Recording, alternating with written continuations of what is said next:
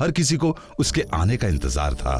शहंशाह से लेकर फकीर तक इंतजार कर रहे थे रामतनु पांडे का, सुरों के सम्राट का। रामतनु पांडे उस दरबार में अपने पैर रखने ही वाले थे जहां उन्हें नया सम्मान, नया खिताब और एक नई जिंदगी मिलने वाली थी। और मिलने वाला था एक नया नाम, तानसेन। खुद रामतनु पांडे नहीं जानते थे कि वो एक दिन इस मुगल सल्तनत के नवरत्नों में से एक होने वाले हैं। आपका वाद्य? ये वाद्य हमें अपने प्राणों से भी प्रिय है और अपने प्राण किसी और के हाथों में नहीं दिए जाते।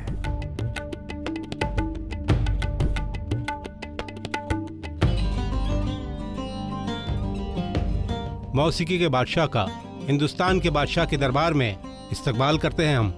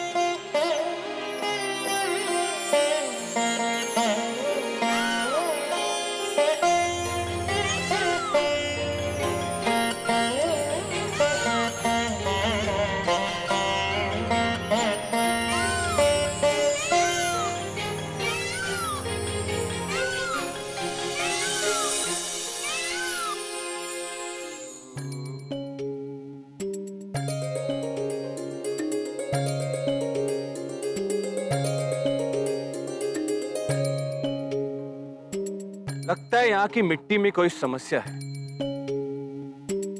हमारी जूतियां खराब हो गई। चलो।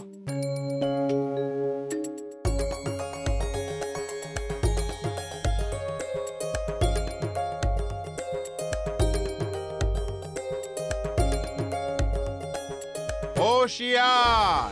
मौसीकी के अजीम फनकार जनाब रामतनु पांडे जी तशरीफ ला रहे हैं।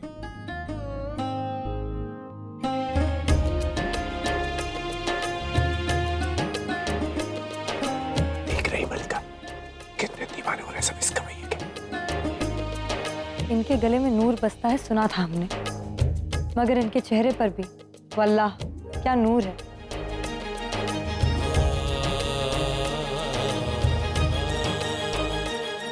ये क्या बिना समय का राग गा रहे हैं आप लोग?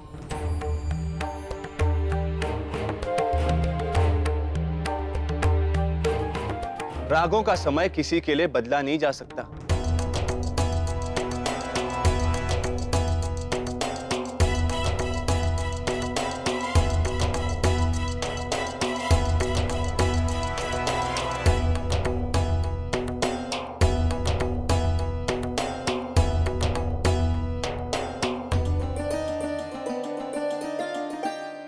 मुगल दरबार में हम रामतनु साहब का इस्तकबाल करते हैं। जैसा सुना था आपके बारे में ठीक वैसा ही पाया आपको। आपके बारे में भी जैसे सुना था बिल्कुल वैसे ही देख रहे हैं आपको शहंशाह।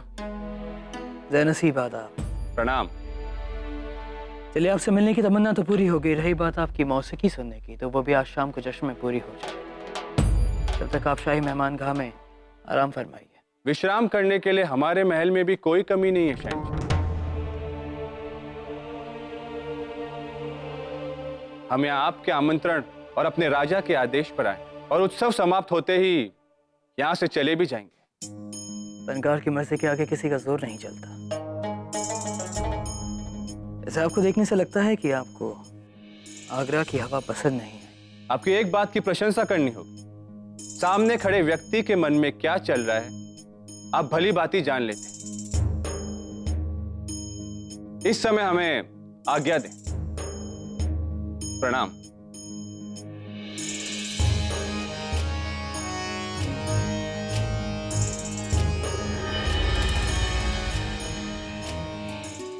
ये फूल कितने अच्छे हैं ना रानी सा। इसमें तो कोई शंका ही नहीं है, बहुत ही अच्छे कलाकार हैं वो। हम इन पुष्पों की बात कर रहे हैं। हम उस पुष्प की बात कर रहे हैं, रामतनु जी। उनका ज्ञान और उनका स्वाभिमान दोनों ही आदर के योग्य है। तुम एक बात का ध्यान रखना, आज वातावरण उनके संगीत के उपयुक्त होना चाहिए। हमें खुशी है ये देखकर कि आज रात के जश्न को लेकर आपके दिल में बहुत बेकरारी है। प्रणाम शहंशाह। आदाब। वैसे आपकी ये बात कि रामतनु बहुत सादा किस्म के इंसान हैं, हम समझ नहीं पाए। जैसा कि हम जानते थे जोधा बेगम के फनकार हमेशा थोड़े से अजीब होते हैं, आज हमने देख भी लिया। क्या करें, महान लोग थोड़े से टेढ़े होते ही हैं। एक उदाहरण हमारे सामने भी है। चलिए ताना ही सही, लेकिन आपने हमारी तारीफ तो की। आभार तुम आपका प्रकट करना चाहेंगे जो आपने रामतनु पांडे जी को आज प्रस्तुति के लिए बुलाया। सच में हम बहुत प्रसन्न हैं। हमारी खुशनसीबी कि हमारी कोशिश की वजह से आपको खुशी मिली। प्रयास आपका हो सकता है, परंतु उनको यहाँ बुलाने का विचार आपका नहीं हो सकता। आपको ऐसा क्यों लगता है कि ये ख्याल हमारे जहन में नहीं आया? इतना तो हम आपको जान ही चुके हैं, संगीत और संगीत के अर्थ को समझना आपके लिए थोड़ा कठिन है। क्यों? क्या मौसीकी सिर्फ वही है जो एक फनकार गाना गाए या बजाए? जोधा बेगम, जब हमारे हाथी या घोड़े दौड़ते हैं तो उनके पैरों की आवाज एक ताल में होती है। जब शमशीरें टकराती हैं, हवाओं को चीरती हैं, तो उनसे जो सुर निकलते हैं वो मौसीकी ही होती है। वार लगने के बाद ढाल में से जो आवाज निकलती है वो एक संगीत ही होता है। तो बताइए कहाँ फर्क है हमारे और रामतनु के संगीत में? बहुत सुंदर शहंशाह, कितना सुंदर चित्रण किया आपने और उदाहरण भी कितने अच्छे प्रस्तुत किए हैं। परंतु संगीत केवल यहाँ तक सीमित नहीं है। तो आप हमें बता दीजिए कि संगीत की सीमाएं कहाँ तक हैं? संगीत की सीमा वहां तक है जहाँ तक पहुंचा नहीं जा सकता। जब सवेरे सूर्य उगता है तो उसके उत्थान में संगीत है, वर्षा के गिरने और नदी के बहने में संगीत है, चंद्रमा की गति में और मयूर पंख में संगीत छिपा हुआ है। संगीत इस सृष्टि के हर एक कण, हर एक तिनके में छिपा है। यदि पहचाना जा सके तो फूलों पर मंडराते भंवरे, पक्षियों के कलरव में, चलती तेज हवाओं में संगीत है, पानी हारियों की पायल में संगीत है, मस्जिद के आजान में संगीत है, मंदिर की घंटियों में संगीत है, रात्रि के सन्नाटे में, गाय के गले की घंटी में, माँ की लोरी में, हर स्थान पर संगीत छिपा हुआ है शहंशाह। एक साधारण सी बांस भी कृष्णा जी की बांसुरी बन जाती है। संगीत संसार में ऐसा छिपा हुआ है जैसे कि शरीर में आत्मा। संगीत को साधना उतना ही कठिन है जितना आत्मा से साक्षात्कार कर लेना। अब आप ही बताइए, संगीत की भी कोई सीमा हो सकती है भला? सुभान अल्लाह जोधा बेगम, हम कभी नहीं जान पाएंगे कि संगीत की सीमाएं कहाँ तक हैं, लेकिन इतना जरूर जानते हैं कि आपकी बातें बनाने के हुनर की भी हद नहीं है। सीमाएं तो आज रात्रि को टूटेंगी। हम ये स्वीकार करते हैं शहंशाह कि हम आपसे प्रेम करते हैं। हम चाहते हैं कि कल रात आप हमारे कक्ष में आए और हमारे साथ रात बिताएं। हमें आज रात्रि की बहुत व्याकुलता से प्रतीक्षा है शहंशाह। हमें भी आज रात का बेसब्री से इंतजार है जोधा बेगम।